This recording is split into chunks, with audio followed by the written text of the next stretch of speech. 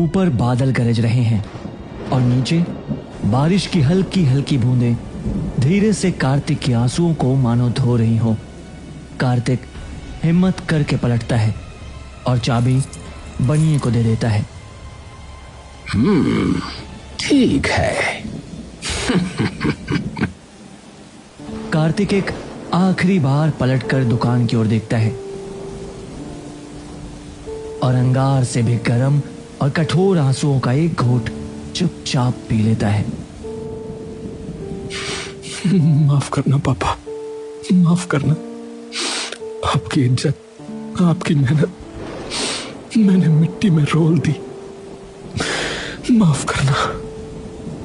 कार्तिक चुपचाप बिना किसी से बात करे, यहाँ तक कि बिना किसी से भी नजरें मिलाए अपने घर की ओर चलता जाता है। अरे देख, ये तो देवकी का बेटा है ना? हाँ। अरे इसी ने तो अपने बाप की इतनी अच्छी भली चलती परचून की दुकान बंद करा दी।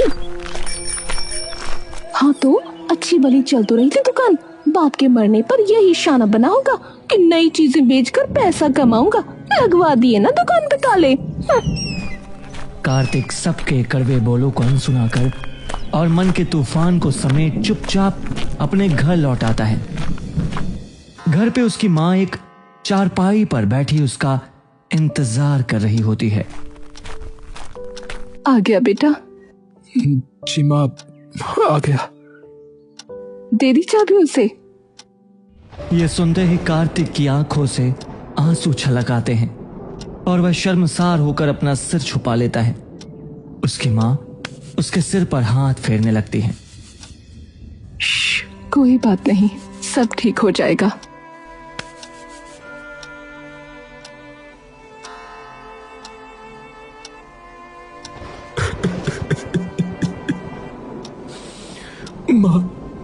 माँ मैंने सब बर्बाद कर दिया। माँ सब खत्म कर दिया। लोग सही कहते कि मैंने अपने बाप की इज्जत की धज्जियां उड़ा दी जो उन्होंने सालों लगाकर उस दुकान से कमाई थी। अरे तू अपने पापा की बात भूल गया। मन के जीते जीत है, मन के हारे हार। तेरे पापा ने भी तो वो दुकान मेहनत करके ही बनाई थी, तो तू भी तो कर सकता है। मैं न पापा जितना बन सकता हूँ और न ही मैं उतना बनने के लायक हूँ। माँ किसने कहा कि तू पापा जितना बन? ये तो कभी तेरे पापा ने भी नहीं कहा। वो पता है क्या कहते थे तुझे देखकर? क्या कहते थे?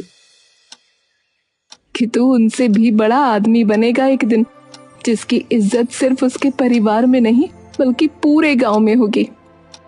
कार्तिक ये सुनते ही एकदम बिखर जाता है और अपनी माँ के सीने से चिपक कर रोने लगता है। शाम ढल जाती है लेकिन कार्तिक चुपचाप अभी भी अपने बिस्तर पर ही लेटा होता है। तभी उसकी माँ वहां आती है। ए बेटा, चल उठ भी जा और जा एक बार भैरव के मंदिर पे प्रसाद चढ़ा। आज रविवार है, जा। अच्छा होगा आज भैरव पर जाना, और क्या पता कि तेरी मन्नत सुन ही ले आज प्रभु।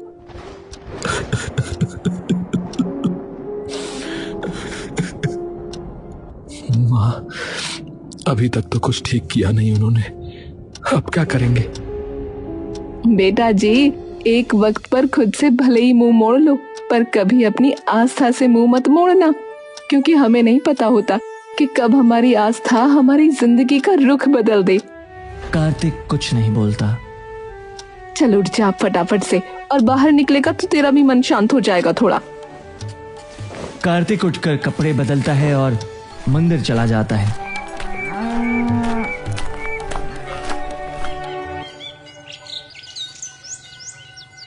कृपा करो प्रभु, कृपा करो।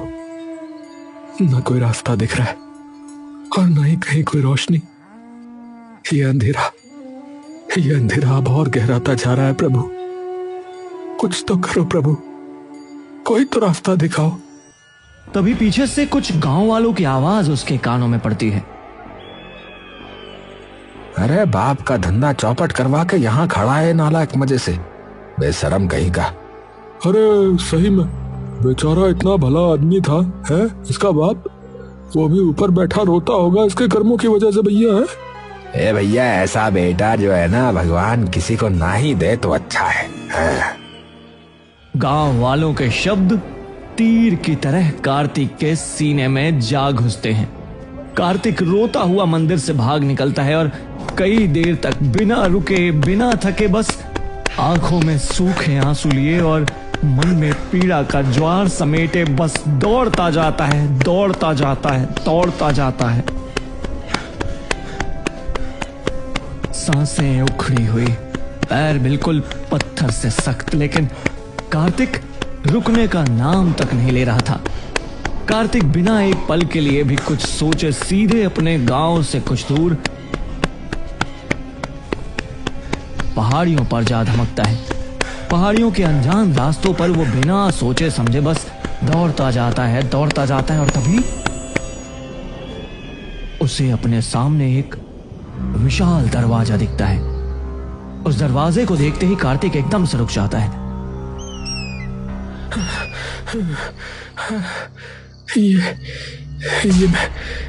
ये मैं कहाँ आ गया?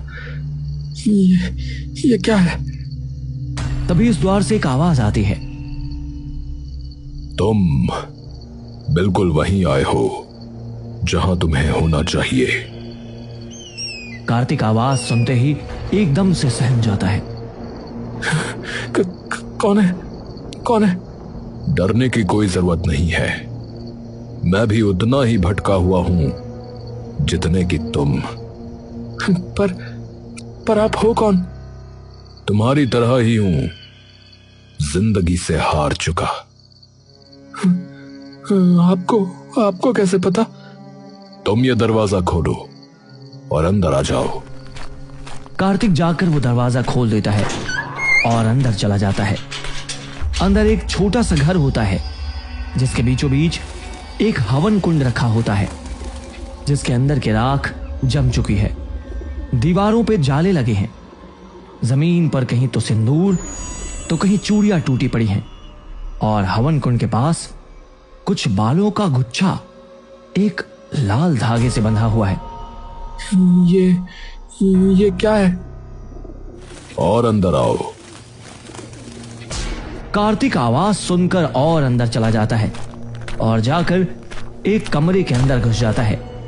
वो कमरे में जाकर देखता है कि अंदर एक कबूतर एक पिंजरे में बंद है और वो पिंजरा एक खुली खिड़की के बगल में रखा है। कबूतर?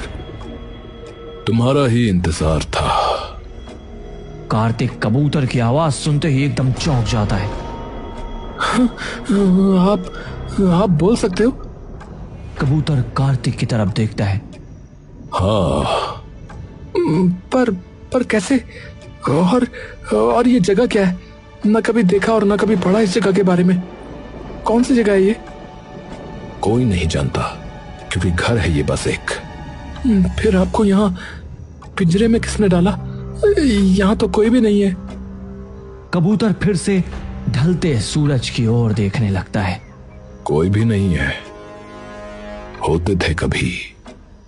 मतलब? वो बाद में बताऊंगा। तुम बहुत ही बड़ी दुविधा में फंसे हो। कार्तिक मायूसी से अपना सिर झुका लेता है। क्या हुआ है? पता नहीं। ऐसा लग रहा है जैसे एकदम से मानो पूरी दुनिया खिलाफ हो गई हो। करने और कुछ गया, हो कुछ और गया। एक बात बताता हूं, सुनोगे? जी। जिंदगी दो छोर में बटी हुई है, एक अच्छा और एक बुरा। अगर एक छोर थोड़ा भी ढीला हुआ तो सारा संतुलन डगमगा जाएगा। खुशी है तो एक वक्त पर दुख भी होगा, पर हमेशा नहीं। तो संतुलन है जिंदगी का सही जवाब। पर अब तो ना सही है ना गलत है, कोई रास्ता ही नजर नहीं आ रहा है। तो अब क्या करूं? मेरे दोस्त, अकेले तुम कहां हो? अंधेरे में तुम्हारे जैसे कई हैं। पर आप तो जा सकते हैं ना यहां से। मैं आपका पिंजरा खोल देता हूं।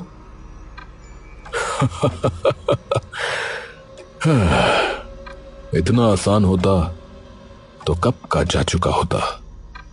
तो क्या तरीका है? तुमने जैसे ही इस घर में कदम रखा वैसे ही तुम्हारी और मेरी तकदीरें एक साथ जुड़ गई। पर अब एक मौका आखिरकार आया है मेरे पास और तुम्हारे पास भी अपनी किस्मत बदलने का। किस्मत?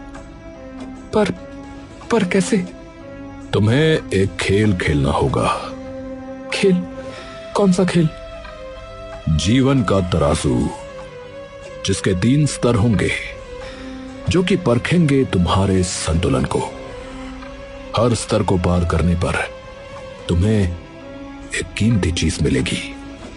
तुम अगर चाहो तो बीच खेल में अपने घर भी वापस जा सकते हो।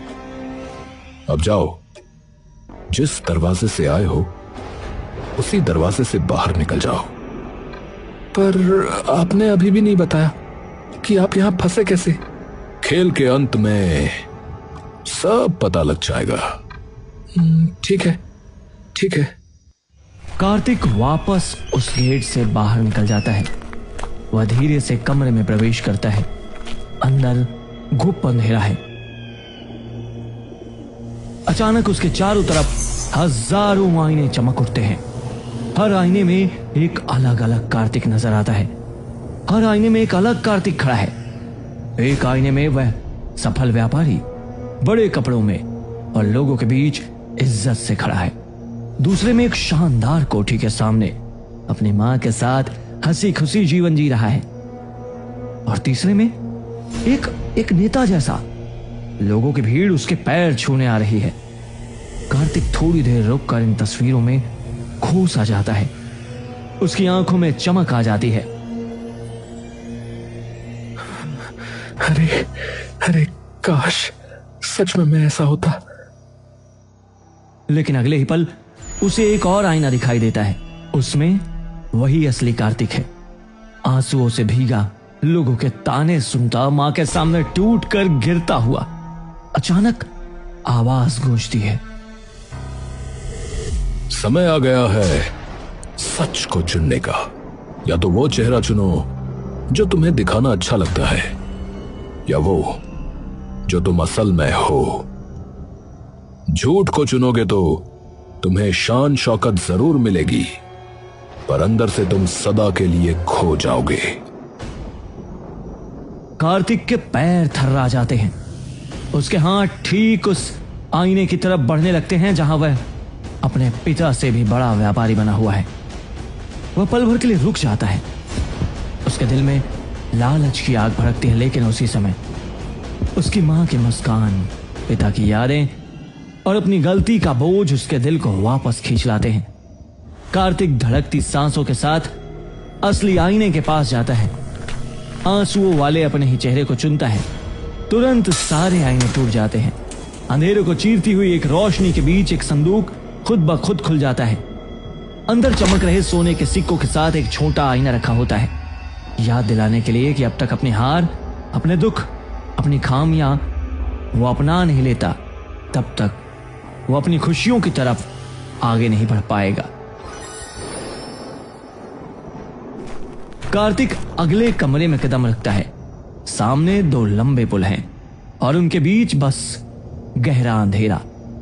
दाएं पुल पर सोना चांदी का संदूक रखा है जो तेज रोशनी से चमक रहा है, और बाएं पुल के बीच में कुछ लोग खड़े हैं, वही गांव के लोग जो हमेशा उसका मजाक उड़ाते रहे। अरे अपने बाप की इज्जत बर्बाद करने वाला। हाँ, अरे बाप की अच्छी भली दुकान बंद करवा दी। पूरे खानदान का नाम मिट्टी में मिला दिया इसने। हाँ, बेशरम कहीं का। अचानक आग के शोले धीरे धीरे उन्हीं लोगों की तरफ पीछे से बढ़ने लगते हैं। उनके चेहरों पर डर और चीखें गूंज रही हैं। तभी एक आवाज गूंजती है, समय कम है, अगर तुम खजाना चाहते हो तो दौड़कर संदूक ले लो, लेकिन अगर तुम उन लोगों को बचाने गए तो तुम्हें वो धन संपत्ति फिर कभी नहीं मिलेगी, और धन संपत्ति अगर मिल गई तो फिर कभी हारना नहीं पड़ेगा तुम्हें। कार्तिक मुस्कुराता है।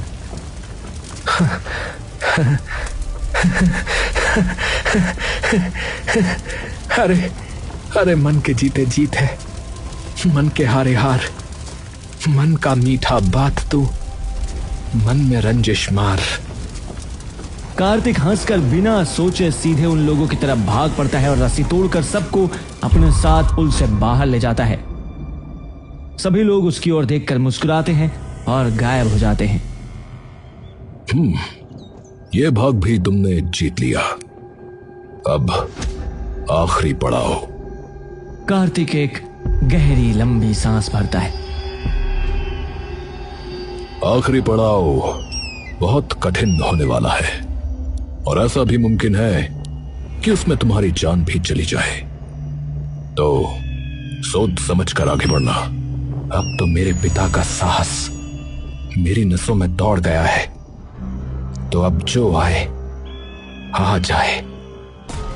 कार्तिक आगे कदम बढ़ाता है और अगले कमरे में चला जाता है और जाते ही देखता है कि सामने एक अनंत समुद्र फैला है।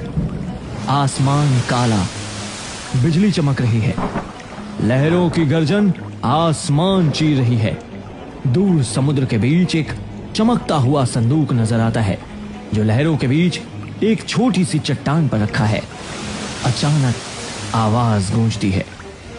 यह है तुम्हारा आखिरी पड़ाव। बीच समुद्र और ऐसे खौफनाक तूफान में तुम्हें उस चट्टान पर रखे उस संदूक तक पहुंचना होगा। पर याद रखो, समुद्र तुम्हें निगल भी सकता है और उस संदूक में कोई खजाना नहीं है, सिर्फ उस कबूतर के पिंजरे की चाबी है, जिससे वो कबूतर आजाद हो जाएगा। तो तुम अभी भी वापस जा सकते हो, क्योंकि तुम्हारे पास पहले से सोने के मोहरों का संदूक है जो तुमने पहले पड़ाव में जीता था। कार्तिक कुछ पल खामोश खड़ा रहता है, फिर अपनी मां की मुस्कान और कबूतर की आंखें याद करके वो जवाब देता है। मेरी मां कहती थी कि जब कोई भरोसा करके आपका हाथ थामे ना, आपकी मदद करने के लिए, तो कभी भी उस इंसान का हाथ सूना मत छोड़ना। जब उसको आपकी जरूरत हो, तो अगर मैं ये सब कुछ ले भी गया तो अपनी मां से नजरें नहीं मिला पाऊंगा, क्योंकि मुझे अंधेरे से बाहर उसी कबूतर ने निकाला है और अब मेरी बारी है उसे उसके अंधेरे से बाहर निकालने की। वो समुद्र पे रखी एक छोटी सी लकड़ी की कश्ती लेकर समुद्र में उतर जाता है। लहरें उसे जोर से टकराती हैं, हर लहर उसे डुबाने की कोशिश करती है। कभी वो पानी के नीचे चला जाता है तो कभी सिर्फ उस कई किश्ती का कुछ हिस्सा ही दिखता। उसका चेहरा खून से भर जाता है, सांसें घुटने लगती हैं और तभी एक बड़ी लहर आती है और उसे पूरा डुबो देती है। तभी कार्तिक की आंख खुलती है। उसके सामने एक संदूक रखा होता है। वह उठकर उस संदूक को खोलता है और देखता है कि उस संदूक में कई सारे हीरे जवाहरात और पैसे हैं और उनके बीच में एक बड़ी सी चाबी है। कार्तिक वह संदूक लेकर तुरंत वापस उस घर में उस कबूतर के पास चला जाता है।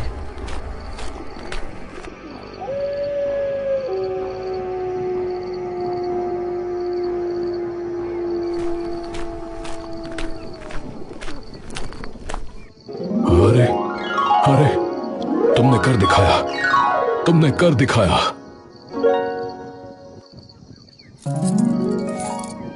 हाँ, सब तुम्हारी वजह से। कार्तिक आकर उस पिंजरे को खोल देता है। वह कबूतर तभी बाहर आकर कार्तिक के कंधे पर बैठ जाता है। मतलब तुम अपनी जान की परवाह किए बिना उस समुद्र में उतर गए। अरे क्यों नहीं उतरता? तुमने मुझे बचाया, तो मेरी भी तो जिम्मेदारी थी ना तुम्हें बचाने की। तुम्हें पता है, इतना तो मेरे किसी सगे ने भी मेरे लिए नहीं किया। तुम्हें जाननी थी ना मेरी कहानी, तो सुनो। मेरी माँ तांत्रिक विद्या में बहुत ही बड़ी विद्वान थी। उनका एक ही बेटा था, मैं। पर मेरी माँ कभी माँ सी लगी ही नहीं मुझे। पता नहीं कौन सा फितूर चढ़ा सिर पर। कहने लगी कि राजा को अपने वश में करके पूरे राज्य पर राज करेगी, लेकिन ऐसा करने के लिए किसी इंसान को किसी जानवर या पक्षी में बदलकर एक पिंजरे में कैद करना होगा, जिसे सिर्फ वही इंसान खोल सकता है जिसमें अच्छाई और बुराई का संतुलन हो। मां को लगा कि मुझे तो बाद में भी छुड़ा सकती है, तो उन्होंने मुझे ही कैद कर दिया। लेकिन फिर जादू टोना उल्टा पड़ गया और राजा काबू में आने की बजाय मर गया। जब राज्य में यह बात पता चली तो सिपाहियों ने मां का सिर कलम कर दिया और मैं तब से बस यही हूं, इंतजार में। पर तुमने आखिरकार मेरा इंतजार खत्म कर दिया मेरे भाई, शुक्रिया। वह कबूतर चमकती चांदनी में खिड़की से बाहर उड़ जाता है और देखते ही देखते ओझल हो जाता है। कार्तिक सारा खजाना घर ले आता है और अगले दिन ही अपनी दुकान बनिए से खरीदकर फिर अपना काम शुरू कर देता है। पर अब की बार अपने पिता की नींव पर और अपनी माँ के दिए हुए संस्कारों की धरोहर पर। कुछ ही महीनों में दुकान इतनी चल जाती है कि जो लोग उस पर कभी तंज कसते थे, आज वो ही उसकी तारीफें करते नहीं थकते।